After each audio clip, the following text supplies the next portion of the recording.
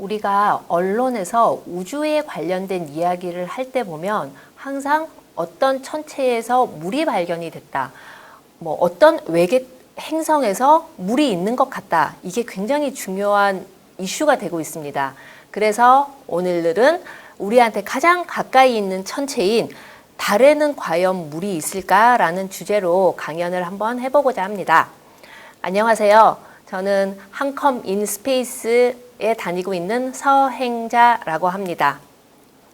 지금 이 PPT 뒷 배경에 보이는 영상은 그림은 많이 아시는 분들은 아시겠지만 아폴로 11호가 달에 착륙을 하던 당시에 모선에서 찍은 그런 영상입니다.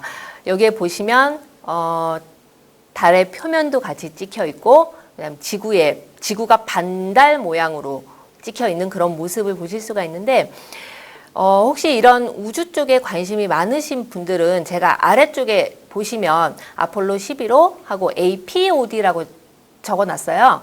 APOD라는 곳에서 매일매일 우주에 관련된 그리고 조금 더 멀리 가면 별에 관련된 은하에 관련된 그런 영상들을 올려놓고 있습니다.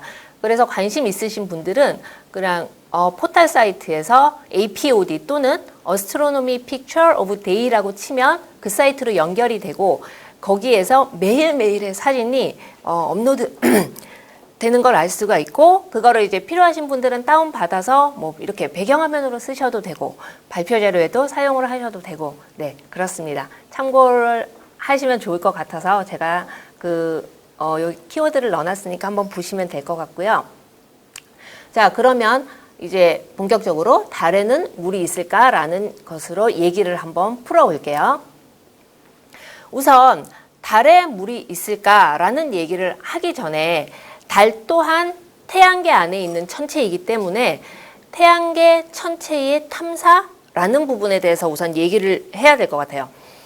태양계 천체 탐사라는 부분은 크게 지구에서 태양계 천체, 화성이든 목성이든 토성이든 달이든 늘 관측을 하는 방법이 있습니다. 이거는 보통 지상에서 관측을 한다라고 해서 지상 관측이라고 하고 지금 제가 얘기를 드릴 부분은 그런 지구에 있는 지상 관측은 조금 배제를 하고 나머지 궤도선, 착륙선, 로봇, 드론 이런 얘기들이 태양계 천체 탐사다라는 부분을 검색을 하시다 보면 많이 나와요. 그래서 이 중에 이제 각각의 어떤 것들이 있는지 한번 살펴볼게요. 첫 번째로 궤도선. 궤도선은 오른쪽 제일 위에 있는 그림에서 보시는 것처럼 그게 화성이면 화성, 목성이면 목성 이렇게 한 궤도선이 그 주위를 돌면서 관측을 하는 부분입니다.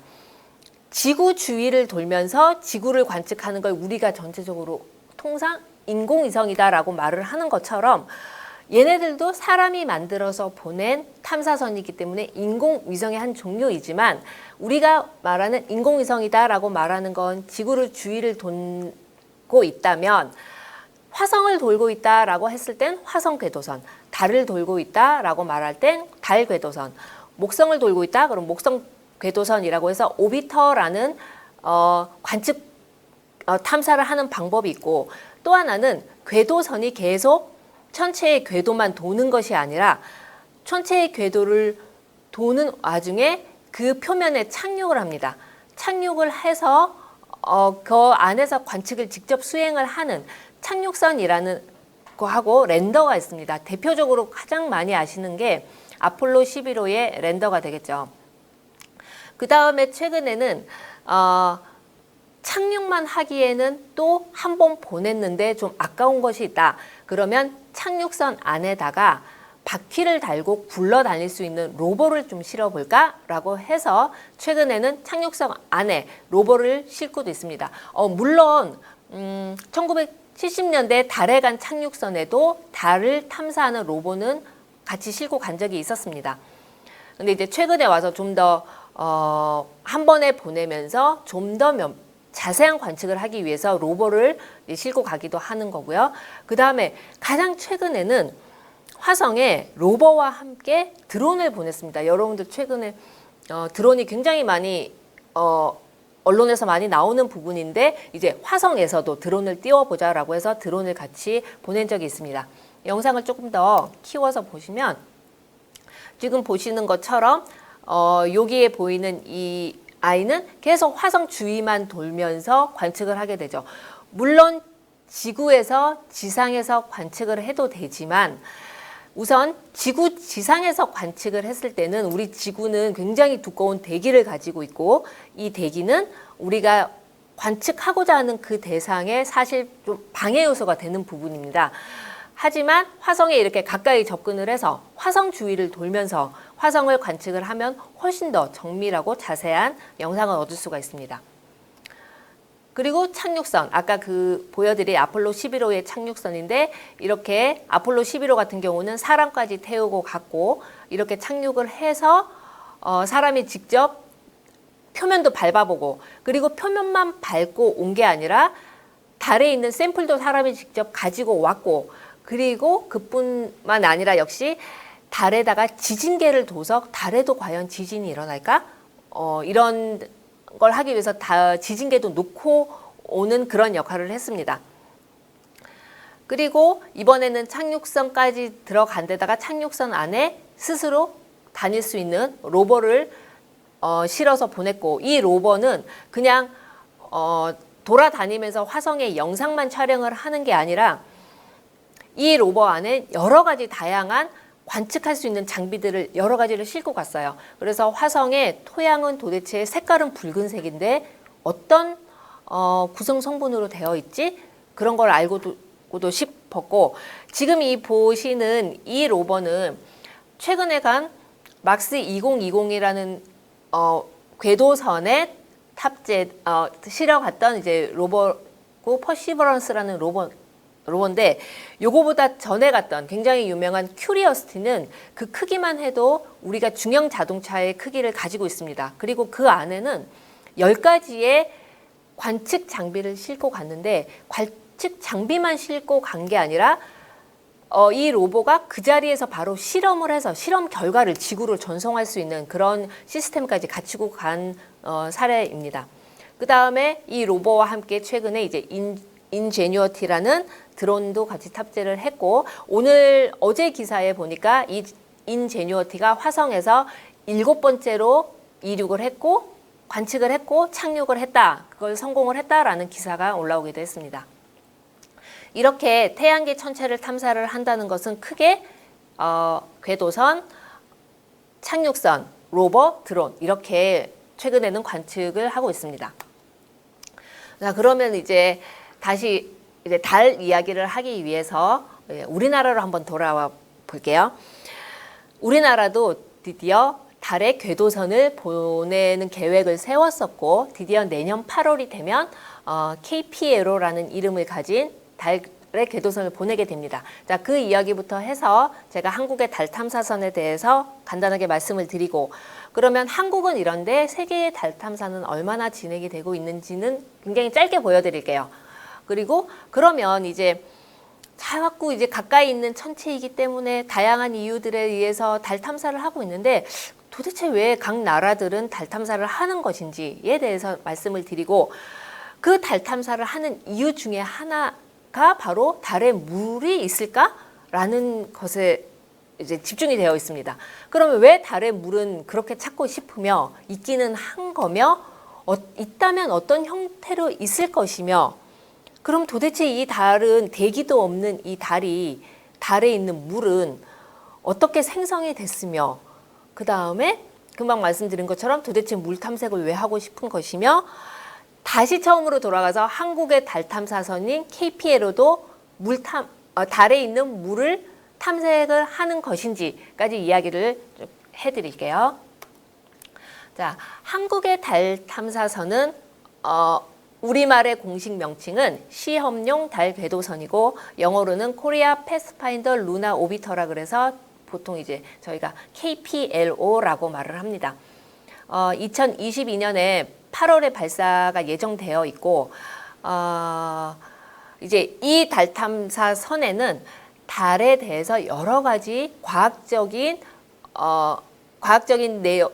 연구를 하기 위해서 여러 가지 탑재체가 실리게 됩니다.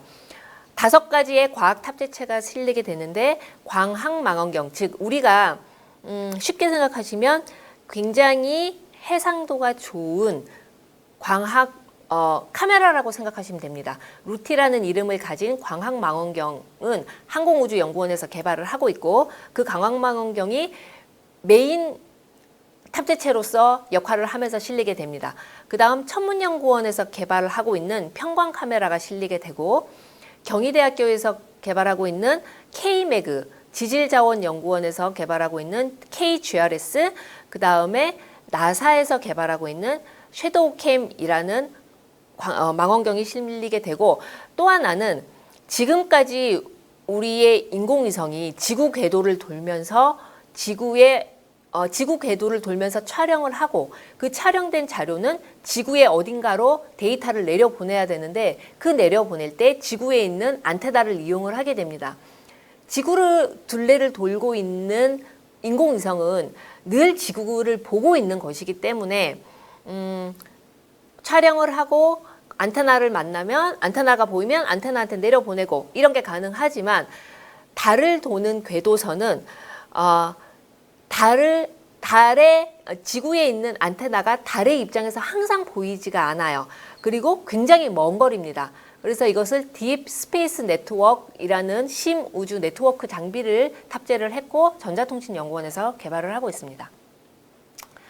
각 탑재체에 대해서 다시 말씀을 드리면, 이제 제일 아래쪽에 루티라고 하는 광학 카메라, 아까 말씀드린 것처럼 주 탑재체, 즉 메인 탑재체가 됩니다. 달 사진의 영상을 찍어서 보내드릴 거고, 인터넷을 보시면 달 사진이 굉장히 해상도가 좋은 사진들이 올라와 있어요. 근데 그거는 우리나라의 탑재체, 우리나라의 기술이라기보다는 이제 외국의 달 궤도선들에서 찍은 것들인데, 저희의 그 KPLO가 가서 광학 카메라로 달 사진을 촬영을 하게 되면, 우리가 개발한 우리의 광학 카메라가 우리가 만든 궤도선에 실려서 첫 숨으로 보내주는 달 사진이 되겠죠. 그렇게 루티라는 메인 탑재체가 있고, 위에서부터 말씀을 드리면 달의 자기장을 연구하겠다라는 취지로 실리는 K매그, 매그네토미터가 실립니다. 지구의 자기장은 교과서나 뭐 많이 보시면 예쁘게 이렇게 막대자석 모양의 자기력선이라는 자석의 길을 이렇게 만들고 있는데, 달은 그렇게 예쁜 자기력선을 그리지 않고 지역마다 굉장히 다른 자기장을 가지고 있어요. 그래서 그런 달 자기장을 연구를 하기 위해서 K매그라는 탑재체가 실릴 거고, 그 다음 달 평광 카메라라고 해서 달 평광 지도를 작성을 하게 됩니다. 달 평광 지도라는 건, 평광 카메라라는 건, 광학 카메라가 우리가 달을 본다라는 건 태양빛이 달 표면을 한번 부딪혀서 그게 카메라로 들어오는 건데, 태양빛이 달 표면을 부딪힌 다음에 거기서 카메라로 들어올 때 일부의 빛을 거르고 특정한 방향을 가진 빛만 관측을 하겠다라는 겁니다. 그럼 이걸 통해서 알 수 있는 건 뭐냐면, 달의 표토의 상태라고 했는데, 사실 과거에 사람이 가서 밟아봤잖아 라고 말을 할 수도 있겠지만, 조금 더 정밀하게 들여다보면 달의 표토, 달을 구성하고 있는 밀가루같이 가느다란 그 입자들이 동글동글한 모양인지 길쭉한 모양인지를 파악하기 위한 거예요. 그래서 그 길쭉한 모양이면 왜 얘는 길쭉한 모양인지, 어느 방향으로 길쭉을 한 건지, 그리고 달은 지구하고 다르게 중력이 6분의 1밖에 안 되기 때문에 쌓여있는 그 모양도 분명히 다를 것이다라는 걸 해서, 다를 것이다라는 거 알려져 있기 때문에 그걸 직접 관측을 해보자라고 해서 폴캠이라는 카메라가 가고, 감마레이 분광기는 달에 있는 굉장히 희귀한 물질들을 측정하기 위해서 감마레이 분광기를 탑재를 하고 갑니다. 그리고 마지막으로 섀도우캠은 아까 말씀드린 루티하고 똑같은 광학 카메라예요. 그런데 달 극지방에서 물을 탐색할 거야 라는 목적을 가지고 올라가게 됩니다. 그런데 달 극지방에, 뒤에서 다시 말씀드리겠지만 달 극지방의 물은 사실상 달에는 예전에는 물이 없어 라고 했던 부분이에요. 근데 최근에 달 위에 물이 있을까? 라고 하고 그럼 어디에 있을까? 어두운 부분에 있을지도 몰라 라고 생각을 해서 이제 최근에 많이 관심을 가지고 됐는데, 그런 물을, 어두운 부분에 있는 물을 관측을 하겠다라고 해서 올라간 게 섀도우 캠이라는 광학 카메라가 됩니다. 세계의 달 탐사 중에 이제 이 부분은, 달은 워낙 많은 탐사선이 갖고 많은 나라에서 시도를 했는데 그 중에 이제 달 표면에 착륙을 한 것만 잠깐 보여드리고, 착륙선만 해도 이렇게 많으니 이제 달을 궤도선만 보낸 거는 더 이제 수없이 많겠죠. 자, 그러면 이제 달 탐사를 하는 이유를 한번 살펴보면 1960년대 말부터 이제 미국 그다음에 그 전에는 이제 구소련에 의해서 이제 달 탐사가 시작이 됐는데, 왜 이렇게 사람들은 달에 대해서 알고 싶어 하는가, 달을 탐사하는 이유가 도대체 뭔가를 좀 살펴보면 크게 과학적인 이유, 기술적인 이유, 정치적인 이유, 크게 이렇게 세 개를 나눌 수 있습니다. 과학적인 이유에서는 달의 기원, 달은 도대체 어디서 왔는가, 이 달의 기원에 대해서 우리가 조금 물음표를 찍어 봐야 되는 게, 태양계 천체 중에 대부분의 행성은 위성을 가지고 있어요. 물론 없는 것들도 있지만 대부분의 대부분의 태양계의 행성이 위성을 가지고 있는데, 그 위성들의 크기를 보면, 목성과 목성의 위성의 크기를 보면 정말 목성이 있을 때 목성의 위성은 거의 뭐 점으로 보입니다. 토성도 마찬가지고 천왕성, 해왕성도 다 마찬가지고, 그 다음에 화성인 경우에는 심지어 동그란 부의 형태도 아니고, 그런데 지구의 위성인 달은 지구에 비해서 굉장히 큰 크기를 가지고 있어요. 그래서 이 달의 기원이 도대체 어디인가, 뭐 태양계 밖에서 들어온 건가, 내부의 기원인가, 과거에 태양계가 만들어질 때 충돌에 의해서 쪼개졌나, 뭐 다양한 여러 가지 이제 설들이 나오면서 달의 기원에 대해서 알고 싶어하고, 그럼 그렇게 시작된 달이 어떻게 진화를 했는지 알고 싶어하고, 달에 대해서 연구를 하다 보니 초기 태양계에는 어떻게 시작이 돼서 어떻게 진행이 돼서 지금의 태양계에 이르렀지? 라는 것에 대해서 궁금해하고, 그와 함께 태양계 내에서 과거에 굉장히 충돌이 많았다는데 그거는 어떻게 우리가 풀 수 있을까?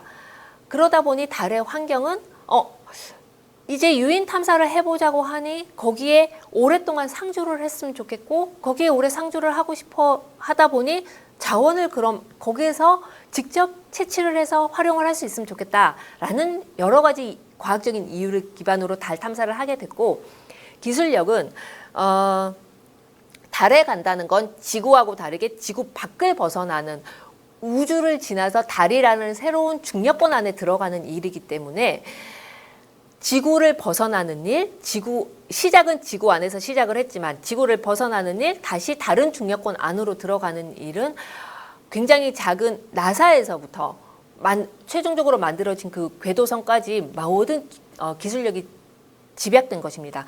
그래서 달에 탐사선을 보낼 수 있는 기술력이면 굉장히 많은 과학적인 발전을 가져올 수가 있죠. 그리고 이제 마지막으로 정치적인 이유는, 예전에 이제 구소련이 있던 시절에 뭐 미국이 달 탐사를 하던 이유가 소련만 이기면 돼, 뭐 이런 이유들이 있었던 이제 과거 시절도 있었습니다. 그래서 과학적인 측면에서만 보자면 모든 탐사선은 어떤 목적을 가지고 있고, 모든 탑재체는 무엇을 해야겠다라는 목표를 가지고 탐사를 하게 되는 겁니다. 그래서 이제 그 다음엔 그러면 달에 물은 이제 있을까? 달의 물 얘기로 다시 돌아와 보면, 태양계의 기원을 살펴보면 여기 보시는 그림처럼 첫 번째 그림에서 태양이 플라즈마 상태에 있던 태양이 어떠한 덩어리로 되어 있던 중심 말고 그 밖에는 가스의 형태로 되어 있다가 시간이 지나면서 일부분이 뭉치게 되고, 그 뭉친 덩어리들이 바로 마지막의 그림처럼 지금의 태양계를 형성을 하고 있습니다. 그런데 이걸 가스의 형태에서 뭉치는 과정에서 보면 우리가 태양계 천체의 대기를 구성하고 있는 물질들을 보면 물, 암모니아, 메탄, 이산화탄소, 일산화탄소 등으로 주로 휘발성, 즉 증발이 잘 되는 물질들로, 분자들로 이루어져 있습니다.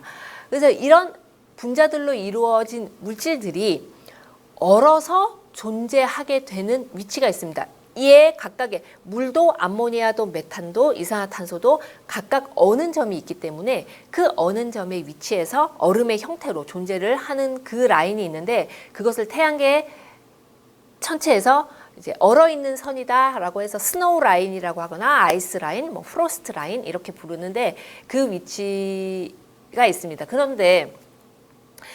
그러면 그 위치에서 이 물들이 얼어 있는 아이들을 이제 발견을 해보자라고 하는 게 이제 달의 물에 좀 더 접근을 하게 되는 부분입니다.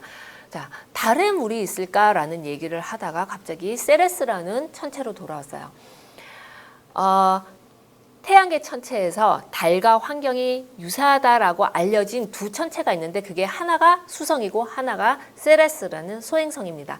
세레스는 소행성들 중에서 가장 먼저 발견이 됐고, 그 다음에 가장 큰 소행성이 바로 세레스입니다. 근데 이 세레스에서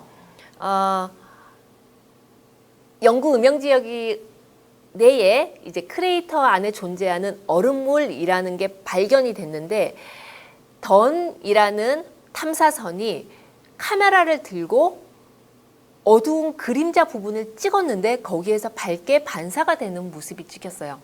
그래서 세레스라는 어떤 크레이터 안에 얼음물이 있나 보다라고 얘기를 했고, 제가 지금 얼음물, 우리가 보통 얼음이야 라고 얘기를 하면 물이 얼어서 되는 걸 얼음이라고 하는데, 제가 앞에도 보여드린 것처럼 태양계 천체에 있는 여러 가지 휘발성 물질들은 어떤 온도가 되면 다 얼어버리기 때문에 메탄 얼음, 그 다음에 물 얼음, 뭐 이렇게 다양한 얼음들이 존재를 해서 이제 저희가 이제 연구하는 쪽에서는 항상 H2O의 얼음이다라고 하면 보통 얼음물이라고 이렇게 표현을 합니다. 이렇게 해서 이제 세레스에서 어두운 저 그림자가 있는 영역 내에서 밝게 빛나는 부분이 찍혔는데, 그럼 저거는 물일 수도 있고 아닐 수도 있고 굉장히 밝게 빛나는 암석일 수도 있어요.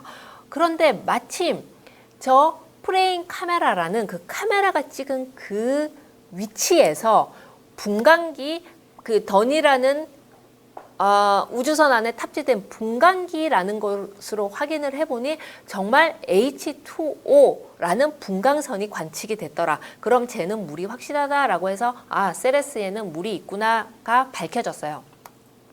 그 다음에는 이제 수성에도 그럼 물이 있을까? 근데 수성은 아시는 것처럼 태양에서 가장 가까이 있는 천체고, 여기에 설사 물이 있었다고 하더라도 태양열이 너무 강해서 다 증발이 되고 없었을 텐데 어떻게 물이 있을까라고 했더니, 최근 연구에서 수성에 가지고 있는 열이 어두운 그림자 지역에 숨어있던 물을 물로서 존재를 하게 할 수도 있겠구나라는 연구 결과가 나왔어요. 근데 물론 이거는 이제 다른 관측을 통해서 연구 결과가 나온 거고, 앞에서 보신 세레스처럼 사진으로 탁 하고 찍힌 건 아니었었습니다. 자, 그러면 금방 여러 번 얘기를 드렸는데, 달에 물이 있다면 어떤 형태로 있을까? 수증기의 형태로 있을까? 근데 사실 우리가 수증기를 물이라고 표현하지는 않죠. 그럼 액체 상태의 물로 있을까? 달에는 중력도 지구보다 적고, 그 다음에 대기도 없고 굉장히 춥다고 알려져 있고, 또는 낮이 되면 엄청 더운 걸로 알고 있는데 액체 상태의 물이? 아니면 얼음이? 아니면 분자 상태로 떠돌아다니나? 여러 가지 생각을 해볼 수 있는데, 달에 물이 있다면 왼쪽에 보시는 그림은 상상화예요. 달에 물이 있다면 저런 식으로 있을까? 있을 수도 있겠다라고 한 거고, 수성은 아까 보여드린 것처럼 이제 저 노란 부분이 물이라는 게 아니라 얼음물이 존재할 수 있는 가능성이 있겠다라는 것이고, 오른쪽 끝에 보시면 아까처럼 밝게 빛나는 그런 세레스의 크레이터 상공에서 구름을 발견을 했어요. 저 부분은 구름이 발견이 됐다는 건 뭔가 구름을 만들 수 있는 것이 표면에 있었다는 것이고, 그것이 워터 아이스가 아니겠는가 하고 추측을 하고 있고, 앞에서 보여드린 것처럼 크레이터 내에서 실제로 밝은 빛이 밝은 얼음으로 추정되는, 이제는 분광기가 관측을 했기 때문에 거의 얼음이 확실시 되는 영상이 촬영이 됐기 때문에 저 부분은 이제 세레스에는 물이 있다고 저희가 확인을 하고 있는 거죠. 그러면 수성이든 세레스든 이제 향후에 달이든 도대체 어떤 도구를 이용을 해서 그 천체들의 물을 발견을 할 수 있을 것인가? 첫 번째로 수성에선 메신저라는 탐사선에 중성자 분광기가 탑재가 됐어요. 그리고 그 중성자 분광기로 관측을 해보니 수성은 태양 가까이에 있기 때문에 태양 에너지를 굉장히 많이 받고, 그 다음에 그렇게 받은 태양 에너지는 수성 지표면 아래에서 여러 가지 분자를 막 때려서 얘네들이 열을 발생시키게 하고 있어요. 그리고 이 열을 발생시키는 게 우리가 계산한 대로라면 그 발생한 열은 이렇게 관측이 돼야 되는데 이렇게 관측이 되지 않는 거예요. 뉴트론 스펙트로메터라는 걸로 관측을 해봤더니 이게 우리의 예상대로 관측을 되지 않으려면 이 부분에 어딘가에 물이 존재를 해야 돼. 아이스 레이어가 있어야지만 지금처럼 관측이 돼 라고 해서 추론을 해서 가능성을 제시를 한 부분이고, 세레스는 아까 말씀드린 것처럼 광학망원경, 즉 광학망원경이라는 건 우리가 알고 있는 일반 카메라죠. 핸드폰에 달려있는 카메라라고 생각하시면 돼요. 굉장히 성능이 좋은 그런 광학 카메라로 밝은 부분이 확인이 됐고, 이게 정말 물이 아닐 수도 있지만 분광기라는 것으로 관측을 해서 H2O가 정말 있구나라는 걸 확인을 한 부분입니다. 그러면 여기서 보시면 뉴트론 스펙트로메터라는 탑재체나 광학망원경이라는 부분이나 분광기라는 도구를 이용을 하면 달의 물은 볼 수가 있겠구나. 자, 그러면 달의 물은 아까도 말씀드린 것 같지만 대기도 없고 온도도 낮고 중력도 지구보다 작은데 어떻게 만들어졌을까? 달이 형성될 때 내부에 있었던 물이 그대로 갇혀 있다.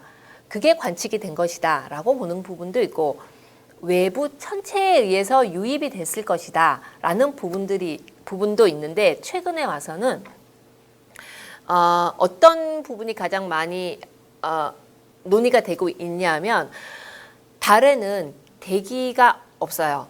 그리고 광물로만 덮여 있는 표면을 가지고 있는데, 여기에 달 표면에는 무수히 많은 우주에서 날아오는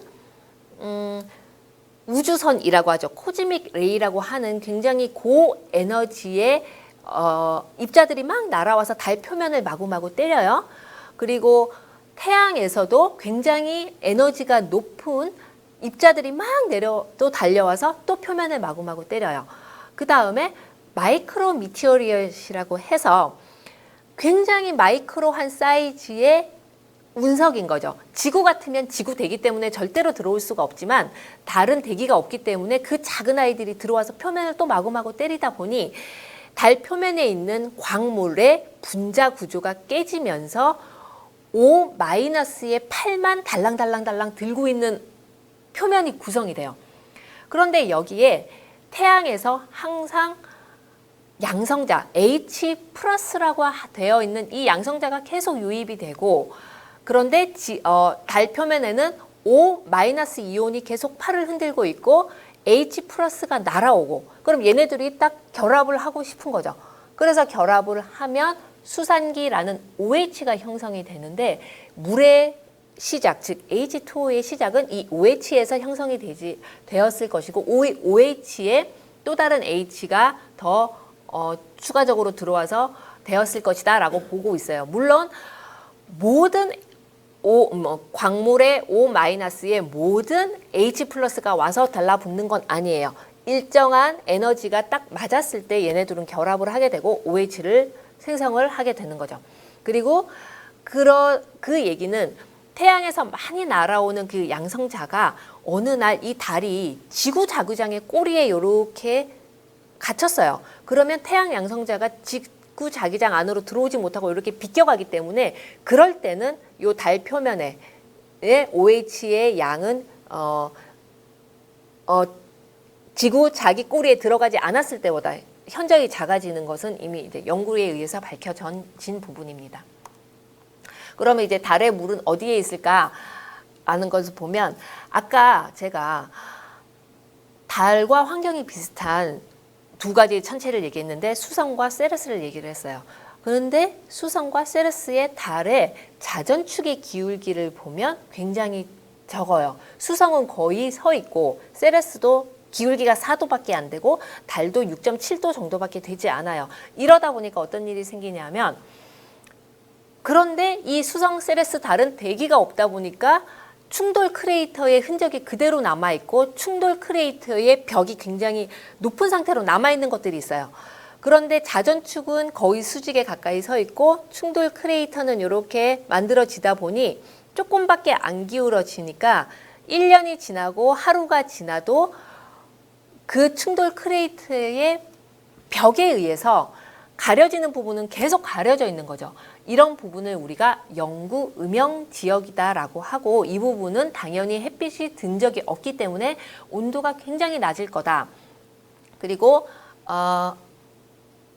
온도가 굉장히 낮기 때문에 만약에 물이 있다면 얼음의 형태로 그 영구 음영 지역에 있을 거다라고 보고 있고 지금 보여드리는 이 동영상은 달의 남극 부분에 존재하는 영구 음영 지역이에요. 이거는 관측과 계산에 의해서 이 부분은 햇빛이 들지 않는 지역이라고 밝혀진 거고 아래쪽 영상은 세레스의 영구 음영 지역을 나타내고 있습니다. 아무래도 물이 있다면 이런 부분에서 발견될 가능성이 굉장히 높은 거죠. 네, 요거는 넘어갈게요. 그러면 이제 달의 물은 어디에 있을까라고 했는데 위치상으로는 크레이터 벽면이 있는 영구 음영 지역이라고 했는데 그럼 표면에 그냥 드러나 있는 건지 아니면 조금 아래에 있는 건지 더 아래에 있는 건지를 보기 위해선 각각의 파장대가 다른 관측기기로 봐야 돼요. 표면에 있다면 가시광선 영역을 쓰는 광학망원경으로도 관측이 가능하고 아까 그 세레스 같은 그런 개 사진으로 찰칵하고 영상이 나오겠죠. 근데 표면보다 조금 아래 서브서피스라고 하는 영역에 있다면 거기까지 내려갈 수 있는 파장대의 관측 장비를 사용해야 됩니다.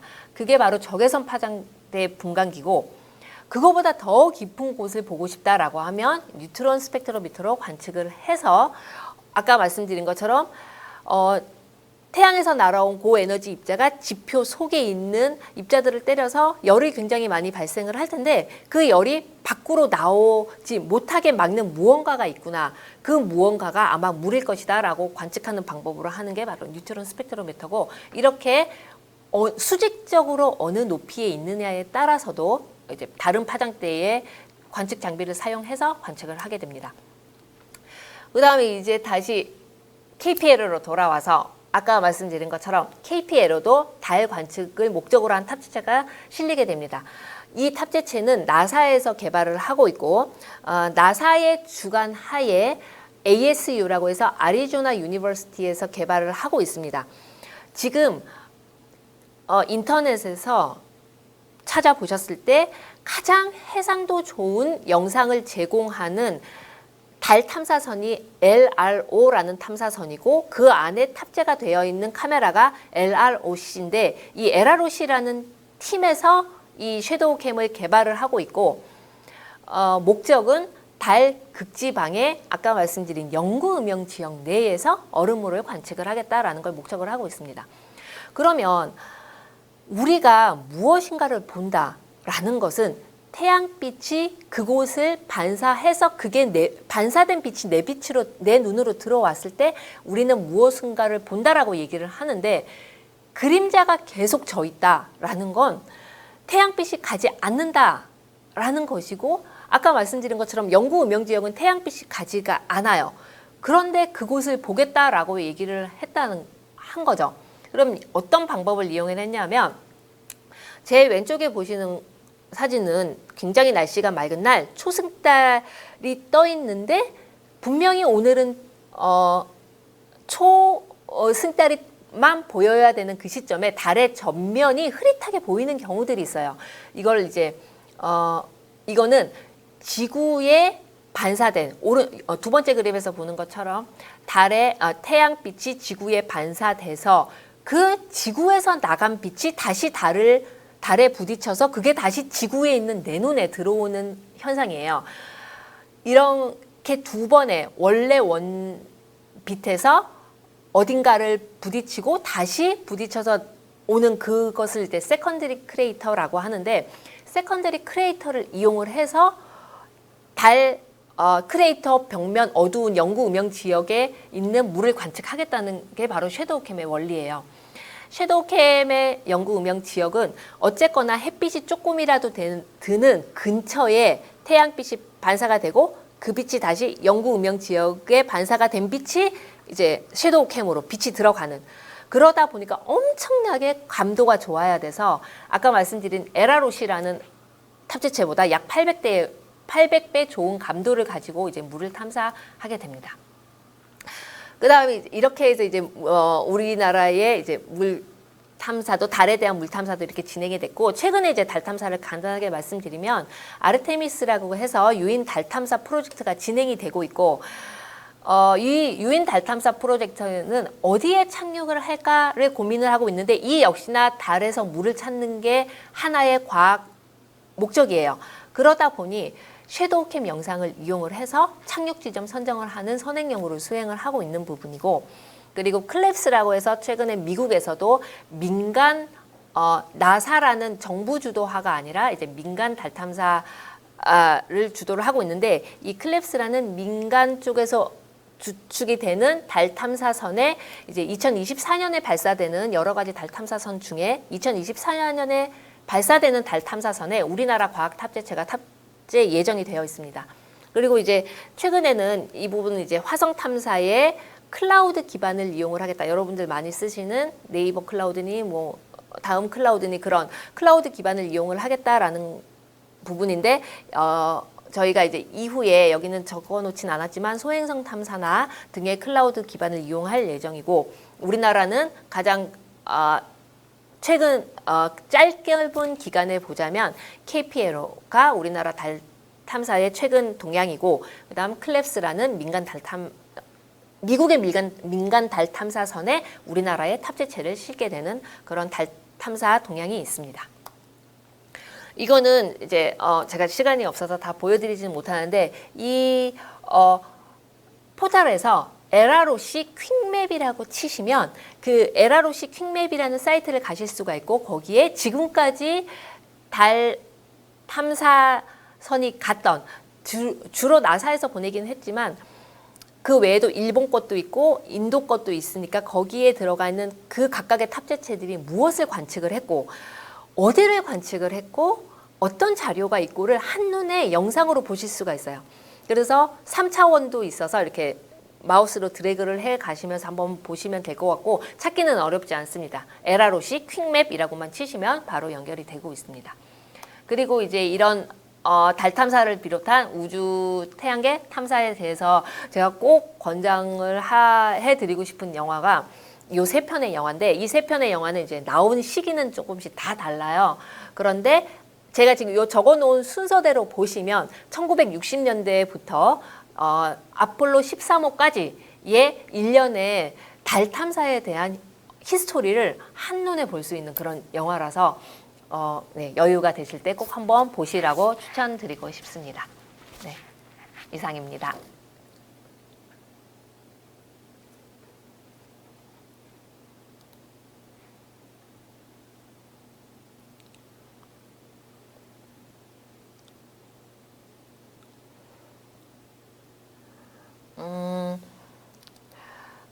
최근에는 사람이 직접 가서 달 표면을 관찰하지는 않나요? 라고 질문하셨는데, 금방 말씀드린 것처럼 가장 최근에는 사람이 직접 가서 달 표면을 탐사하지는 않았어요. 그런데 아르테미스 프로젝트가 이제 유인 탐사를 하고자 하여 계획을 세우고 있습니다.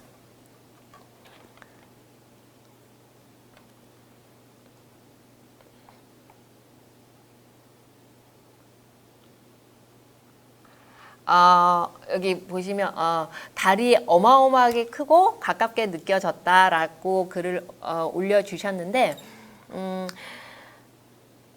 가끔 뉴스에서 보면 오늘의 보름달은 1년 중에 가장 크다라고 발표가 나오는 적이 있어요. 이제 그런 경우에는 실제로 이제 오늘의 보름달이 가장 크다라고 방송에서 나오는 부분은 실제로 달이 지구의 궤도를 이제 타원 궤도로 돌고 있다 보니 정말 실제로 가장 가까울 때였던 거고, 지금 여기 문의를 하신 것처럼 지평선 근처에 있을 때 굉장히 크게 보이는 거는 지구 대기의 굴절에 의해서 굉장히 날이 맑은 날 지구 대기 굴절에 의해서 사실은 그렇지 않은데 굉장히 크게 보이는 때가 있습니다. 달에 우주정거장이 있나요? 라고 하신 부분은, 달에는 현재는 우주정거장이 없고, 그 다음에 달의 암석이나 이런 것들이 도움이 되냐는 질문에는 달의 광물 중에 아까 그 탑재체들 중에 감마레이 분광기가 있었어요. 근데 그 감마레이 분광기는 달에 있는, 지구에는 없는데 달에는 있는 뭐 히토류 같은 것들을 찾아내고, 그것은 에너지 효율로 봤을 때 지구에 있는 것보다 훨씬 더 효율이 높다고 해요. 그래서 그런 걸 찾아내기 위해서 이제 그런 감마레이 분광기를 가지고 가서 탐사를 하는 거죠. 이런 부분들을 탐사를 하고 거기서 이제 활용을 할 수 있다면 아까 말씀드린 것처럼 유인 우주인이 가서 탐사를 하면서 이제 장기 체류가 가능해지는 부분이라고 볼 수 있습니다.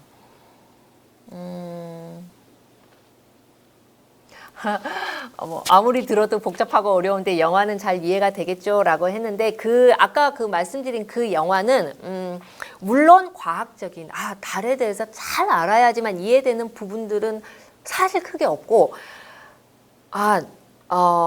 그 시절에 달이라는 것을 탐사하는 배경과 모든 이제 도약을 하기 위해서는 고충이 따르는 법이니까 고충과 그런 것들을 일련의 어떤 소설처럼 과학적인 근거를 기반으로 하여 최대한 사실에 가깝게 소설처럼 이제 만들어 놓은 세 편의 영화입니다.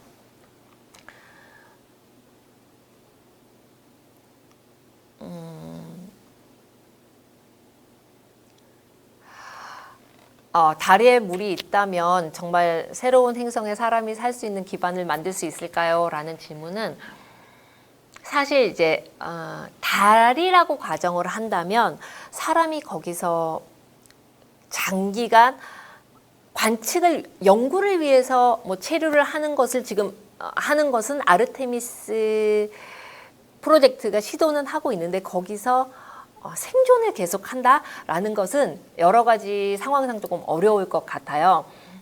일단 대기가 없다 보니 뭔가로 이제 쉴딩을 쳐야 될 것 같고, 대기가 없다 보니 우주에서 날아오는 고에너지 입자가 그대로 달 표면에 떨어질 것이고, 그런 부분에서 생존은 조금 어려울 것 같고, 그다음에 중력에 대한 적응도 무시할 수는 없는 부분이고, 왜냐하면 화성만 해도 지구의 3분의 1 정도이기 때문에 뭐 마션이라는 영화를 보시면 정말 지구에서처럼 걸어 다니고 실제로 크게 차이를 못 느낀다고 하는데, 6분의 1이라는 중력은 달 탐사선에 갔었던 사람들의 그 발걸음을 보더라도 굉장히 차이가 많이 나기 때문에 생존은 조금 어려울 것 같습니다. 네, 달에 얼음 형태의 물이 있을 거라는 거는 현재로는 설인 거죠. 왜냐하면 아까 그 세레스라는 것처럼 직접 영상으로 찍어서 본 적은 없기 때문에 그렇지만 이제 그렇게 영상으로 카메라로 직접 찍어서 보지는 않았지만 여러 가지 정황상 물이 있을 것이다라고 저희가 추정은 하고 있고, 그렇기 때문에 이 섀도우 캠이라는 게 이제 저희 KPLO에 탑재가 돼서 가게 됩니다.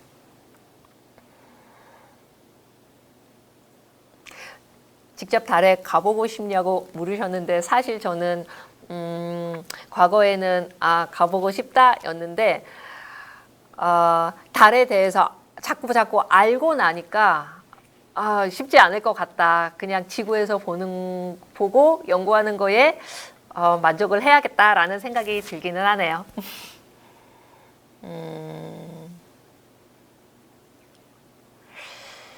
달의 중력이 더 강했거나 또는 더 약했다면 또는 없었다면 물이 있는 거랑 관련이 있을까요? 라고 질문을 하셨는데 달의 물의 생성에 대해서 아까 제가 앞에서 잠깐 말씀드린 것처럼 뭐 수산기가 만들어지고 그 수산기가 조금 더 발전을 해서 물이 될 것 같다라는 얘기들이 나오면서 그 다음에 뒷받침되는 게 뭐냐면 중력이 약해서 그 물이 과연 얼음의 형태로 존재할 수 있을까라는 부분이었어요. 증발을 하는 거는 대기가 없기 때문에도 증발이 될 수도 있지만 만약에 지금보다 대기는 없는데 뭐 사실상 이건 불가능한 얘기긴 하지만 대기는 없는데 중력이 지구랑 비슷하다라고 하면 표면에 완전히 존재하는 건 어려울 수 있겠으나 아까 말씀드린 서브서피스라고 하는 위에 아주 얇은 달의 어떤 표토가 막을 쳐주고 있다면 지금과는 조금 더 다른 양상이 나타났을 거라고는 보고 있습니다.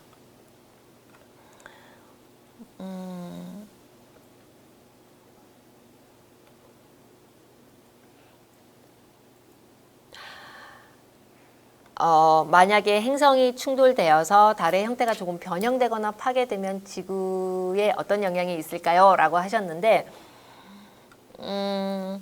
만약에 다른 어떤 천체에 의해서 충돌이 돼서 달의 형태가 좀 변하면 우리가 달이 있기 때문에 생활에서 받는 가장 큰 게 이제 바다에서 밀물과 썰물이죠. 그 밀물과 썰물이 나타나게 되는 것은 달 때문인데 달의 질량과 관계가 있는 부분입니다. 근데 파괴가 돼서 형태가 변형되거나 아니면 뭐 일부 크기가 작아진다면 분명히 그 부분에도 영향을 주겠죠. 달 탐사나 화성 탐사나 물이 있냐 없냐가 왜 중요하냐고 했는데 앞에서 잠깐 말씀드린 것처럼 달 물은 우선 우리가 달에서 장기적인 관측을 하겠다, 거기서 오랫동안 체류를 해서 연구를 해보겠다라는 측면에서는 자원으로 활용을 할 수 있는 부분이 있어요. 그리고 또 하나는 말씀하신 것처럼 달이나 화성이나 목성이나 뭐 이렇게 왜 그렇게 물 H2O라는 것에 집착을 하냐면 태양계의 기원을 풀 수 있는 열쇠가 바로 물에 있습니다. H2O 아까 말씀드린 것처럼 태양계가 초기 만들어질 당시에 이제 수금지화 목까지는 딱딱한 고체 행성이고 뒤쪽으로 가면 이제 가스형 행성이라고 해서 분자들의 질량이 가벼운 아이들도 남아있는 반면에 앞쪽은 분자들의 질량이 무거운 아이들만 남게 돼서 이제 딱딱한 고체 형태가 남게 됐는데 그 물의 위치와 물의 존재 상태를 파악을 하면 태양계가 그 당시에 어떤 힘에 의해서 어떤 시점까지 얼마나 강한 에너지가 나와서 그 앞부분에 있는 그 가스들을 다 밀어냈는지 이런 것을 추론을 할 수가 있어요. 그래서 달이든 화성이든 간에 이제 물에 대해서 연구가 굉장히 활발하게 진행이 되고 있는 부분입니다. 이건 이제 태양계의 기원 쪽으로 보면 이제 그렇게 되는 거고 아까 말씀드린 것처럼 이제 자원 측면에서 보면 이제 탐사를 장기적으로 할 수 있는 그런 자원이 되는 거죠.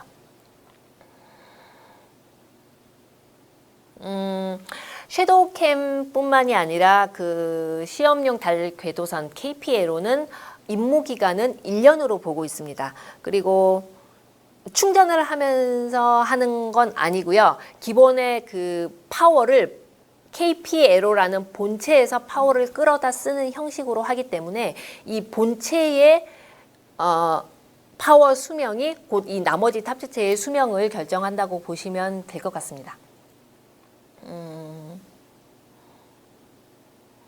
네, 태양이 오는 빛이 없는 곳에서는 달 탐사가 어떻게 진행이 되냐고 물어보셨는데, 우선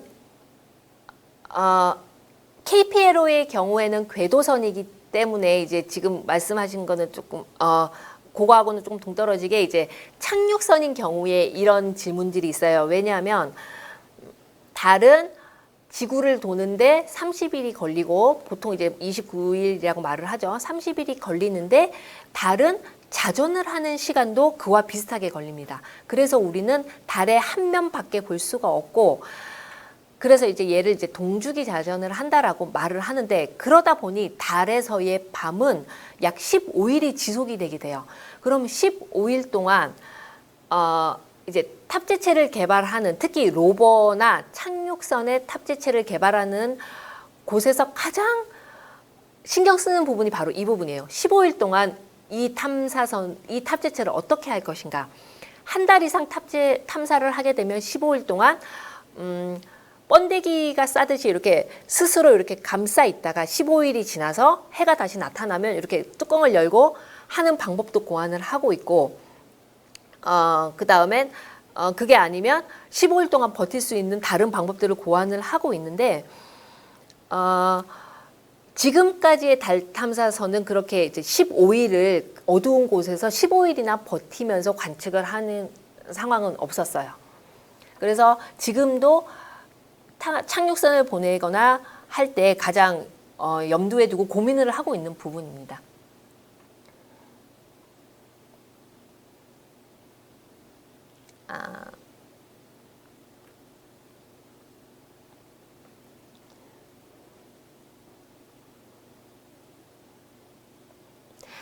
달토끼 얘기가 나오네요. 달에 사는 그 어두운 부분은 이제 그 어떤 음영 지역이라기보다는 달은 지금 현재 밝혀진 거로는 밝은 부분이 있고 어두운 부분이 있는데 그 어두운 부분은 과거에 보통 달의 나이는 지구 태양계 나이하고 비슷하게 약 45억 년 정도라고 보고 있는데 38억 년 전쯤에 그 전반적으로 달 일부분이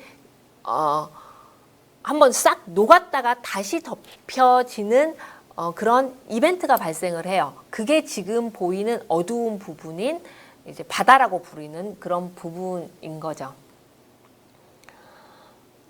네, 달에서 지구로 보내지는 영상이나 자료는 지구에서 24시간 실시간으로 체크를 하고 있나요? 라고 물어보셨는데 아까 잠깐 말씀드린 것처럼 달에서 촬영을 하고 자료를 지구로 보내기 위해서는 지구에서 받을 수 있는 안테나가 있어야 돼요. 그런데 달에서 돌고 있던 그 궤도선이 지구를 쳐다봤더니 지구는 보이는데 안테나가 안 보일 수가 있어요. 그러면 내가 항상 영상을 사진 찍은 걸 항상 지구로 보내고 싶은데 이건 어떻게 할까라고 고민을 하다가 지구에서 약 3개의 안테나 지점을 선정을 해놓으면 궤도를 돌고 있는 궤도선과 지구를 보고 있는 이제 지구에서 데이터를 받을 수 있는 자료를 받을 수 있는 안테나가 항상 접속을 할 수 있게끔 그렇게 구성은 하고 있습니다. 그런데 24시간 실시간 체크를 하고는 있으나 24시간 내내 자료를 다운받지는 않아요. 각각의 탑재체들이 현재 5개가 실려 있고 이 중에 이제 지금 이 탑재체를 개발하는 분들 사이에서 계속 논의를 하는 부분이 어떤 탑재체의 데이터는 굉장히 많고 어떤 탑재체의 데이터는 하루 종일 관측을 했는데 데이터 특성상 데이터가 굉장히 적어요. 이런 경우는 그 KPLO라는 모선 안에 있는 저장 장치에 잠시 좀 더 가지고 있다가 급한 걸 우선 내려보내고 요건 조금 이따 내려보내도 돼 라고 이미 협약이 되어 있는 상태에서 스케줄을 짭니다. 그래서 스케줄을 짜서 이 시간에는 이번 안테나랑 접속했을 때는 이걸 내려보내. 그 다음에 안테나랑 접속했을 땐 이걸 내려보내. 이런 식으로 해서 스케줄을 짜서 이제 자의 데이터는 내려오고 있습니다. 달에 물이 있었다는 흔적을 알게 됐고 물을 분석할 수 있을까요? 라고 했는데 달의 물이든 뭐 천체의 물을 분석하는 건 크게 두 가지라고 볼 수 있을 것 같아요. 일단은 존재, 아까 누군가 질문을 하신 것처럼 직접 본 적은 없지요? 라고 했 것처럼 일단 누구도 카메라로 찍어서 직접 보고 싶어 해요. 그래서 직접 보는 그런 장비 하나하고 또 아까 말씀드렸지만 얘가 찍었는데 이게 물인가? 아니야. 암석 중에서도 미네랄 중에서도 굉장히 밝은 암석들이 있잖아요. 그거일 수도 있잖아 라고 했는데 분광기라는 것으로 관측을 해보니 얘는 물이 틀림없어 라는 부분들이 있어요. 사실 어떤 물질을 관측을 하는 데 있어서는 광학과 분광 관측, 아까 그 뉴트론 스펙트로메타도 파장대가 다른 스펙트로메타, 적외선 스펙트로메타도 파장대가 다른 스펙트로메타예요. 그래서 광학기와 분광기가 있으면 그 물에 대해서는 분석을 할 수가 있습니다.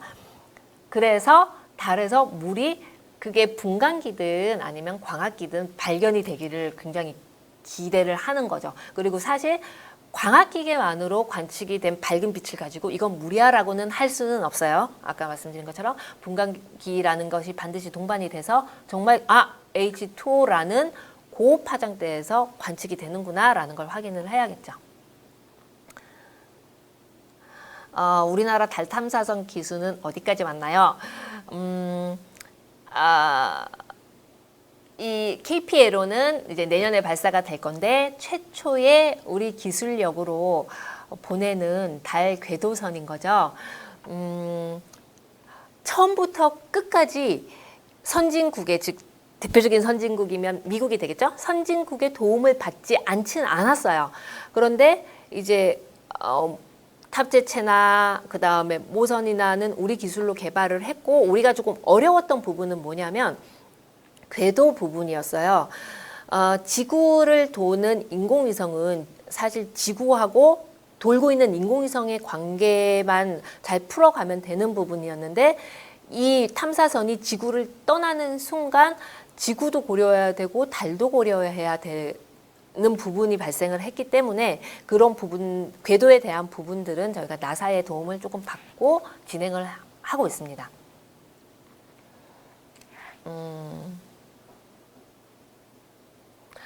혹시라도 달에 자원이 발견된다면 어느 나라가 소유권을 가지게 되나요?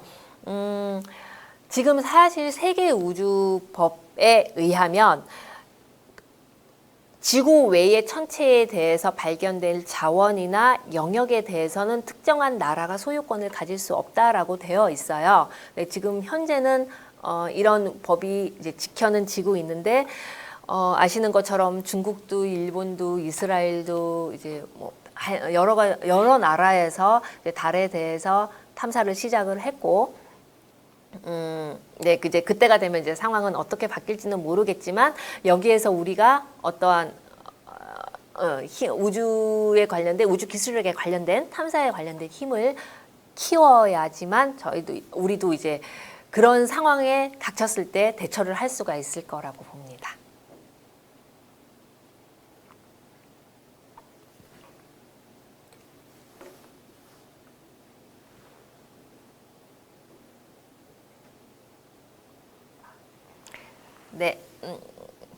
네, 그러면 질문 없으시면 여기까지 마무리 짓는 걸로 하고, 여러분들이 조금 더 달의 물 뭐 이런 얘기들이 많이 나올 텐데, 그리고 내년 되면 아마 이 달 탐사에 관련된 얘기가 굉장히 많이 나올 거예요. 내년 8월에 이제 발사를 하게 되니까 그 전에 조금 더